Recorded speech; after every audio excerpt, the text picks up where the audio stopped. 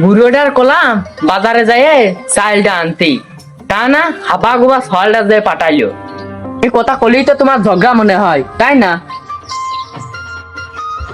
আরে ঝগড়াটা কি 20 কেজি চাইছো নাকি? ওই বাজারে কি আমার যাওয়া লাগে? হ্যাঁ, ও পারে না আনতে।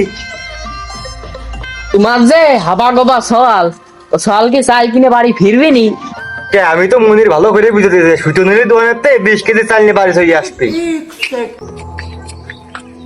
ওই যে হইলে তো তোমার ওই যে হাবা গোবা সওয়াল খালি ব্যাগ নিয়ে চলে আইছে, আজকে ভাত রাইন্দে দিবা নে, খাইয়ে নে। আরে মনি, তোর বাজারে দিয়ে বললাম চাল আনতে, তুমি চাল নিয়ে চলে আসবে কে?